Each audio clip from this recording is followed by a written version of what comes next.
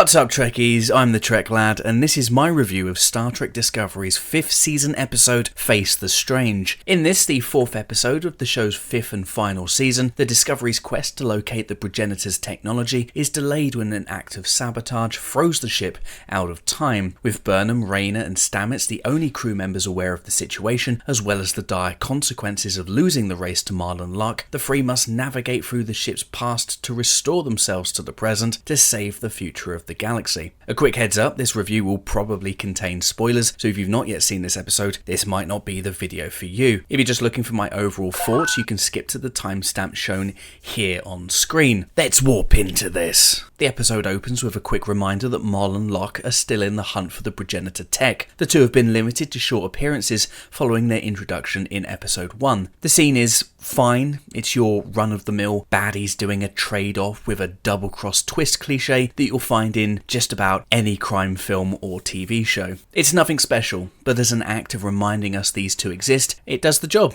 I guess. 4 episodes in and Marlon and Locke are still a little undefined. Questions I'm sure will be answered eventually, but their reasons for hunting this tech are too vague for my liking. What actually are their motivations? We know they're tired of running, but surely acquiring the most sought-after technology in the known universe is only going to make them more wanted by every authority in the galaxy? No? They've not really thought this one through, have they? Speaking of sought after, does anyone else find it a bit odd that it's just the Discovery and Space Bonnie and Clyde here hunting this technology? In TNG's The Chase, we saw just about every major power in the Trek universe get in on the action. I guess more could get involved down the line. The Breen keep popping up this season for some reason, so perhaps that's going to happen at some point. But 4 episodes in, and I'm growing increasingly frustrated with the season's small scope.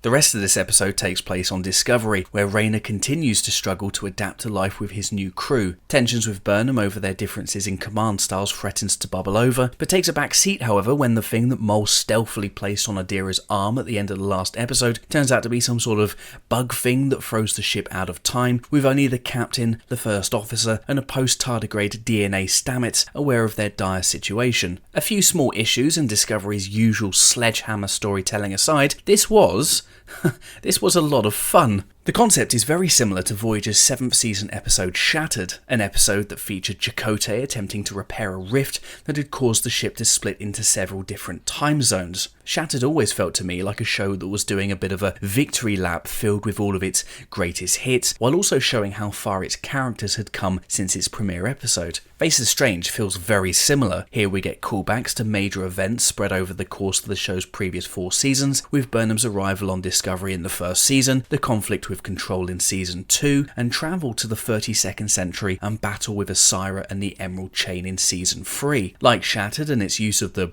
Kazon, it's a lot of stuff that I'd honestly rather not revisit, but at the same time there's this strange wave of nostalgia that overrides that feeling. A lot of this is helped by the show's excellent attention to detail. The old uniforms return, another thing that I strangely missed, as do old set designs, props, and even the way characters used to look like in earlier seasons, such as Owl's hair and Detmer's implants. Old characters also return, most notably Ariam, who died all the way back in Season 2's Project Daedalus and is pivotal to the episode's conclusion. One thing I noticed and absolutely loved was Detmer's reaction to finding out that Burnham was destined to become the captain of Discovery. It's a tiny detail, but it's spot on. A great callback to the character's conflicted feelings that we saw during the show's early episodes. Also getting in on the fun is Tig Notaro, who's great as usual, but this time actually feels like she's part of the story rather than just an insert to deliver some sass and snack jokes. Her character is often felt on the periphery, so it's nice to see her actually get involved, even if it's just shooting one of those nondescript helmet baddies. I'll take what I can get at this point. Hands down, my favourite small detail is the return of Discovery's original design. For 3 short, wonderful seconds, it was great to see the ship with its nacelles actually attached to the hull. None of this 32nd century floating bullshit. And, if you look closely, yes, the shuttle bay doors are actually closed. A truly beautiful sight. There are, of course, missed opportunities. We get a Lorca mention, but no sign of Jason Isaacs. This was a bit of a tease. Given Rayner's arc in this episode, a quick scene with the show's original hard ass could have provided a powerful reflective opportunity for the commander. Not to be, so never mind. The episode also teases, but fails to properly connect to the short trek episode Calypso. I'm not sure why. This episode was written by Sean Cochran, who also wrote that short. It seemed like the perfect opportunity to finally close the loop, but for whatever reason, that didn't happen here. Now, I've said for years that the show will never tie back up with Calypso. Too much has changed at this point. The show could feasibly do something in the remaining 6 episodes, but I highly doubt it at this point. While all the time travel stuff and all the callbacks and details are fun, the real strength of Face the Strange lies in some strong character work, which I think is better than anything I can remember seeing on an episode of Discovery. Burnham and Rayner's early exchanges is a much more successful version of what the show tried to do in the previous episode. The show is still far too insistent on Rayner's style being wrong for my liking, but this episode does a much better job making the argument for the commander's need to adjust. Callum Keith Rennie continues to be a wonderful addition to the show. Rayner is a gruff, no-nonsense bastard, and honestly, I see a lot of myself in him, both in the good and the bad. From their initial encounter in the season premiere episode, it was clear that Burnham and Rayner had chemistry and the potential to make a great team, and this episode pulls the trigger on that dynamic to great effect. The two complement each other in a way we've not seen on the show before. From their conversations over the course of the episode, it seems to me that both of these characters stand to gain something from this partnership. This is one team I'm actually rooting for. Equally good, if not better, is what they do with Burnham. Burnham's growth as a captain and as a leader has always been a major part of Discovery, but this episode takes time to hone in on her development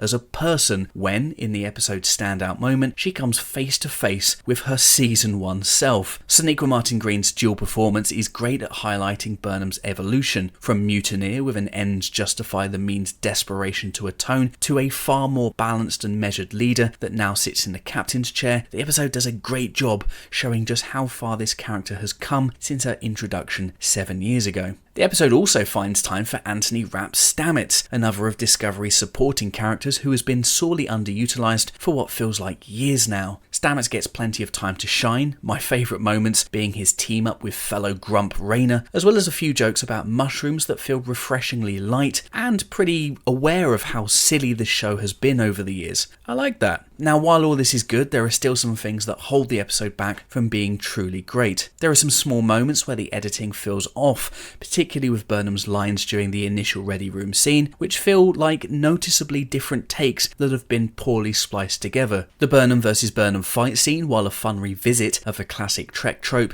ended with a shot of Burnham holding her past self, which was clearly a body double with Burnham's face CGI'd over the top. Now, while I do appreciate the ambition of the shot and what they were attempting to do here, it didn't look good to me. The episode wraps up with Burnham, Rayner and Stamets successfully neutralising the time bug thing, which, by the way, is a Krenim weapon in another awesome Voyager reference, this time to Season 4's Year of Hell, which is one of my all-time favourite episodes of that show. Back in their own time, Burnham and Rayner reflect on their adventure. This is all nice until Burnham goes into a speech that loudly hammers home the episode's theme and main ideas. Discovery does this a lot. It always wants to make its messages crystal clear and expects a big pat on the back for how earnest and true it is. I really wish it wouldn't do this. At best, it feels like the show isn't completely confident it's gotten its message across, and at worst, it feels like the show just doesn't trust in the intelligence in the viewer, which is always very frustrating. I'm also still trying to wrap my head around the revelation that the coordinates from Janal's clue, the clue they spent all last week's episode trying to get, led them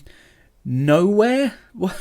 What? Hopefully this is something that is resolved next week, but right now it feels like the season's breadcrumb, treasure hunt adventure, whatever you want to call it, is a bit flimsy and devoid of logic, which, let's face it, is pretty much par for the course with Discovery. Well, holy shit, this was actually good. I can't remember the last time I felt this satisfied watching an hour of Discovery. I've been asked before what Discovery's best episodes are, but I've always struggled to even put together a list of 5 episodes. I wouldn't have a problem putting this episode in that list, and towards the top of it too. Face the Strange is a fun time-bending adventure with some smart sci-fi ideas and strong character work, and is an instant contender for one of the show's best episodes. As some have already noticed, the episode's title, Face the Strange, is lifted from David Bowie's classic song Changes, quite a good fit for an episode that makes growth its central concept. For me personally, the biggest and most welcome change is being able to say I actually enjoyed